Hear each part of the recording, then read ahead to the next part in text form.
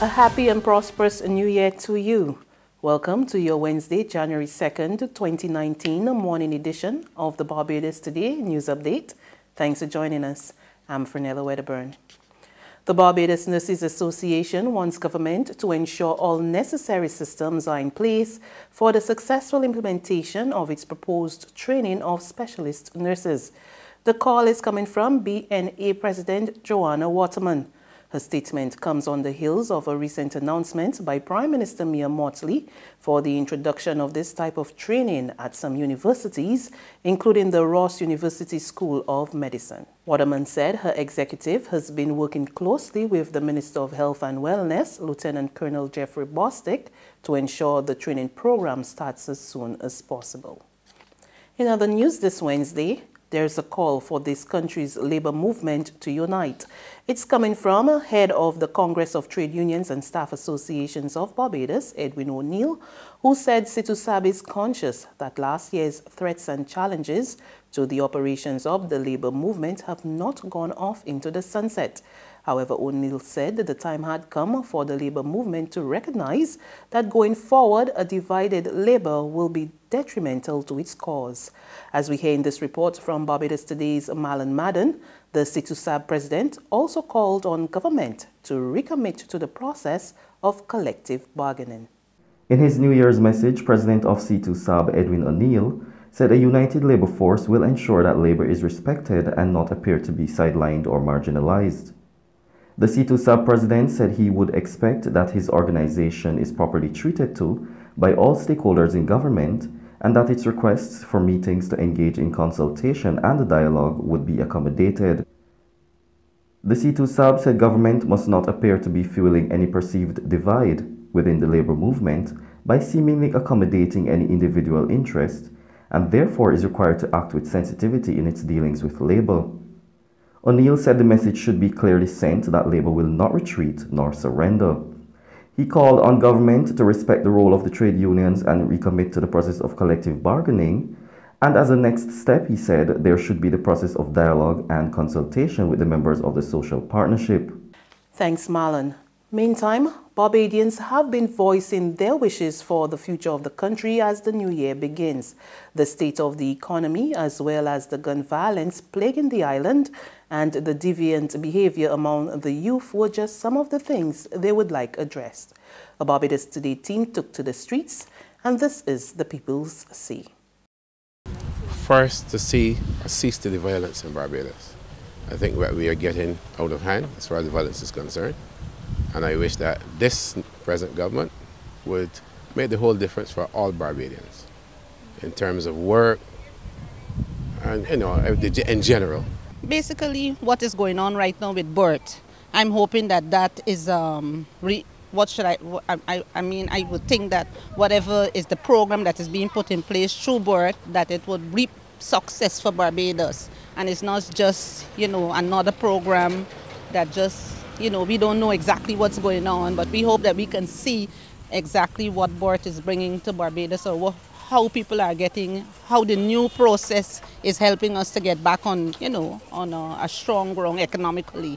So that's what I wish when I say for Barbados. I'm hoping that the program that we're going through now, the restructuring, that we can at least see some progress in the next couple of months into 2019. So that's my wish for Barbados. And like I say, I wish all the best for my family, health and strength, for the country too. So thank you.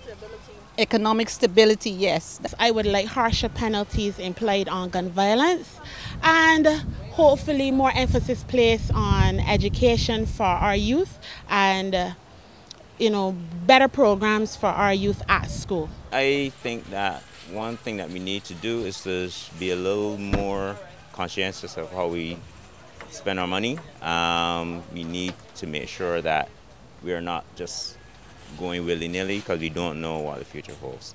And also, it would be great if we can see a little more togetherness. People have this mindset that, just doing their own thing and being, grabby and needy. So I think that the best thing is that if we work together to build the country up, we'll be actually have a good footing to move forward. A man is in custody assisting police with investigations following Tuesday's early morning chase in Christchurch.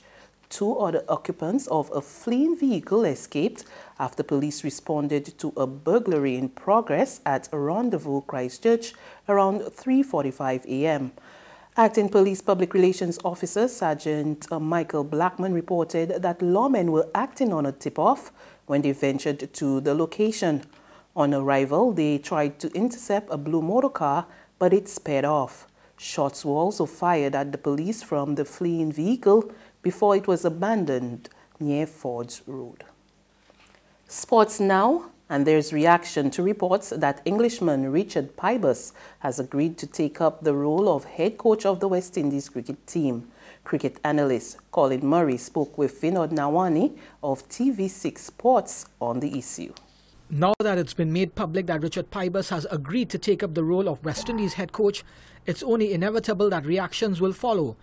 Cricket analyst Colin Murray, who is by no means impressed with the choice, says it's quite a surprising move. Richard Pybus has not had, to me, a very successful stint. He was director of West Indies cricket from 2013 to 2016. The one thing I remember him for was that he said in order to qualify to play for the West Indies, you had to play in the domestic competitions, which I totally disagree with. He also had a stint with Pakistan and Bangladesh, which to me wasn't all that great either. Murray says he would have opted for someone else if he had the power to appoint the head coach of the Windies side. Personally, I would have loved to have seen a West Indian as the head coach. I said it before.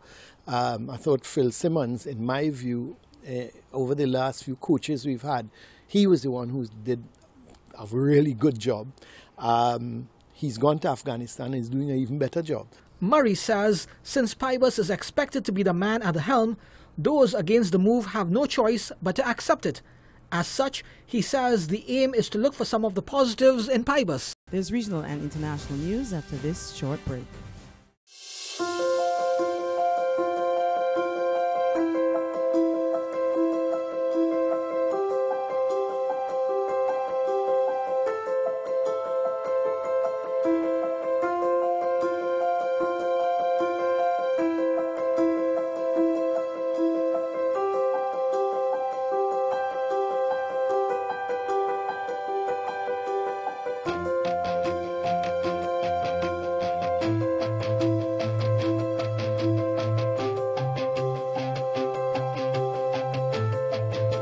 Barbados Today, news you can trust. We continue with news from the region. Jamaica reportedly recorded its first murder of 2019 hours into the start of the new year. According to media reports out of Kingston, a 34-year-old construction worker lost his life after he was shot at Peyton Place in Augusttown, St. Andrew on Tuesday morning. The media said a report from the police corporate communications unit said the man was walking along the road about 8:55 a.m. when 2 armed men approached him, opened fire, hitting him several times in the upper body. He was taken to hospital where he was pronounced dead.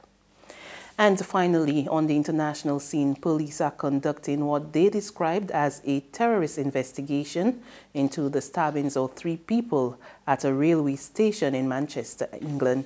We get more in this Reuters TV report.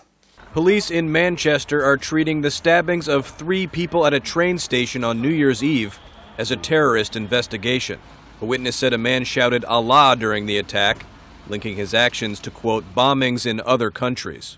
The victims include a man and woman in their 50s and a male police officer in his 30s. The officer was released from the hospital Tuesday morning. Police said the couple are in serious but non-life-threatening condition. One man was arrested on suspicion of carrying out the stabbings, and police said they were searching his home in Manchester.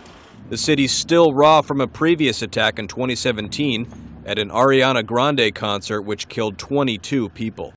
And that's news. But for the very latest, visit our website at www.barbadostoday.bb. You can also subscribe to our e-paper, email updates, and like us on Facebook, and sign up for our breaking news alerts via WhatsApp.